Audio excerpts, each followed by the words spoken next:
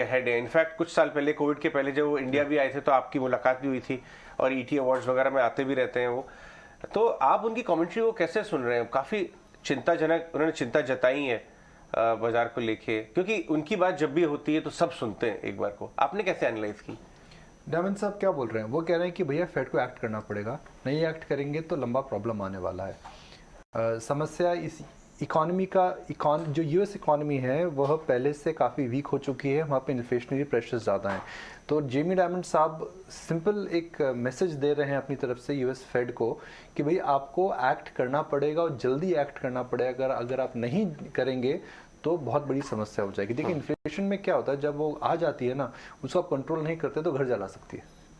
महंगाई का वही समस्या होती है कि किधर से कहाँ स्प्रेड करती है, कैसे जाती है, वो बोलना बहुत मुश्किल है।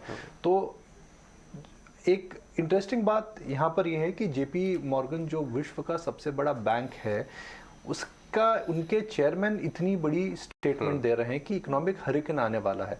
मगर दो तरह के स्लो डाउन होते हैं, और मैं इनके इंटरव्यूज़ देख रहा था ग्लोबल नेटवर्क्स पर। कोइंसिडेंस की बात है, कल मैं इंटरव्यू देख रहा था।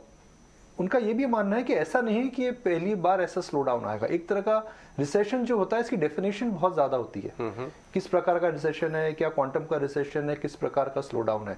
तो ऐसा नहीं है कि पहले भी हमने फेड इंड्यूस स्लो डाउन नहीं देखा है। उनका मानना है कि इकॉनमी को स्लो डाउन करना पड़ेगा, फेड को एक्ट करना पड़ेगा, नहीं करेंगे तो इकॉनमी में बड़ी समस्या आने वाली है।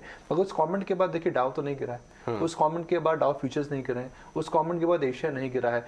तो जो डायमंड साहब बोल रहे हैं वो अच्छा बोल रहे हैं, सही बोल रहे हैं, सही एक फेड को वो एक हिमायत सी दे रहे हैं, मगर वह मार्केट को मेरे हिसाब से ऑलरेडी पता है। सो मॉर्निंग निकुंज, तो दैट मीन्स आप ये कह रहे हैं कि कहीं ना कहीं हद तक इकोनॉमिक टर्बुलेंस की जो बात है उसे बाजार अब कहीं ना कहीं फैक्टर इन कर रहा है कि क्या क्या वर्स्ट सिनेरियोज हो सकते हैं। तो ऐसे में आज ट्रेडर्स क्या सिनेरियो सोच के चलें इंडियन मार्केट्स के लिए?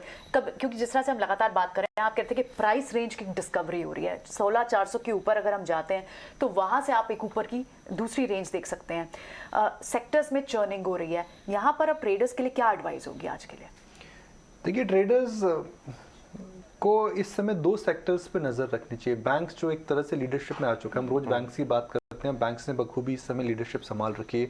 दूसरा ऑटोज, मुझे लगता है कि ऑटो के अच्छे दिन आने वाले हैं। काफ़ी इंटरेस्टिंग चीज़ें हो रही हैं ऑटो सेक्टर के अंदर। आप देखिए तो ऑटो के अंदर जो स्लो डाउन था 2018 से आ चुका था। 4-5 साल से ऑटोज के अंदर हमने कोई अपटिक बहुत बड़ा देखा नहीं है। ऑटो के अंदर जो पैकिंग ऑर्डर है ऊपर नीचे हो रहा है, अचानक Mahindra and Mahindra out perform कर रहा है, मारुति नीचे अंदर गिर चुका है जो कि एक मार्केट लीडर था। अब देखिए किस प्रकार से टाटा मोटर वापस आ रहा है, और आयशर के आंकड़ों को आप देखें तो उनके अंदर मुझे इंप्रूवमेंट दिख रहा है। देखिए मंथ ऑन मंथ आंकड़े आपके सामने हैं, हम सीवी को देख रहे हैं। मंथ ऑन मंथ आंकड़े ज़्यादा ज़रूरी है, ईयर ऑन ईयर आंकड़े मंथ देखिए, बिकॉज वो ओमिक्रॉन का असर था उनके ऊपर। मगर मंथ ऑन मंथ आंकड़े, मतलब इसका मतलब ये हुआ कि मई के अंदर बिका है और उसको हम अप्रैल से कंपेयर कर रहे हैं। तो ट्रेंड क्या है? 3 महीने का ट्रेंड सीवी के अंदर बुलिश है। 3 महीने का जो ट्रेंड है वो आयशर के अंदर पॉजिटिव है। 3 महीने का जो ट्रेंड है वो टाटा मोटर के अंदर पॉजिटिव है। अगर आप ये अज्यूम करें कि कमोडिटी प्राइसेस गिर सकते हैं, जो गिरेंगे, एक थोड़ा ऑप्टिमिज्म रखना पड़ेगा, क्योंकि इन्वेस्टिंग के लिए ऑप्टिमिज्म होना बहुत जरूरी है। तो हो सकता है कि ऑटो स्टॉक्स के अंदर second half of the trade के अंदर और ज़्यादा आउट परफॉर्मेंस मिले। बिल्कुल। In fact you right, passenger vehicles की बिक्री के आंकड़े भी काफ़ी अच्छे आते हुए दिखे, और इनफैक्ट वहाँ तो तमाम कंपनियों का प्रदर्शन भी काफ़ी अच्छा दिखा। लेकिन वन सच कंसर्न कच्चा तेल अब भी है। ओपेक की बैठक से पहले थोड़ी नरमी नजर आ रही है, क्या लगता है आउटपुट को लेकर? कच्चा तेल जो है मुझे लग रहा है कि रेजिस्टेंस में आ रहा है।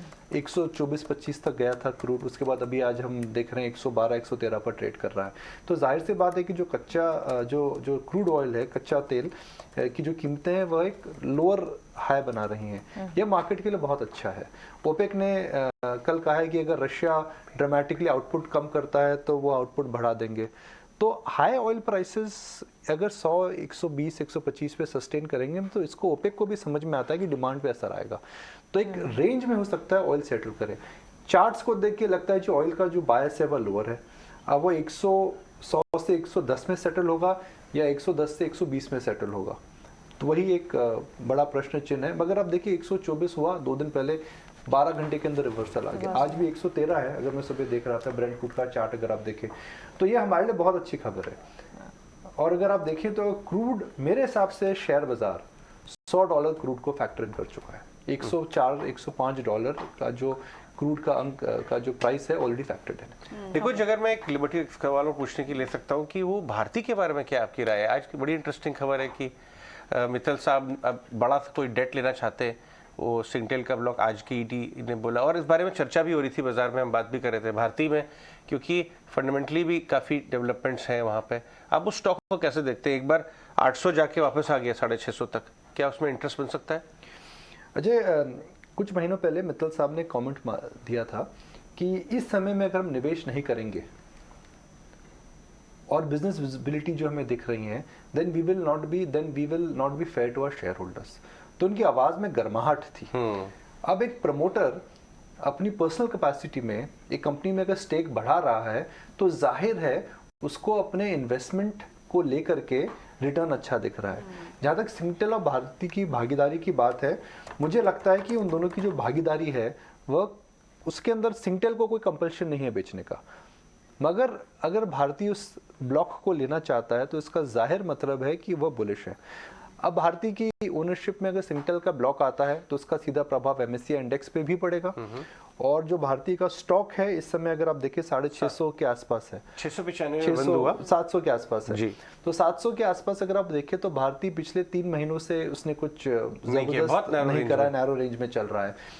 आरपू ठीक हो चुके हैं, और इस समय क्योंकि मार्केट के अंदर एक डिफेंसिव फ्लेवर आ चुका है तो मुझे लगता है that telecom will qualify as the new defensive sector. In fact उस पे तो प्राइस हाइक की बात भी हो रही है कि दिवाली तक शायद एक और प्राइस हाइक भारती कर आरपू बढ़ चुके हैं ना। देखिए, जब आरपू उनकी देखें तो आरपू, मित्तल साहब तो कह दिए 300 आरपू होने चाहिए, 300 आरपू होने वाले नहीं है। 200 आरपू भी अगर हो जाए तो इनके ऑपरेटिंग लेवरेज का बहुत बड़ा बेनिफिट मिलता है।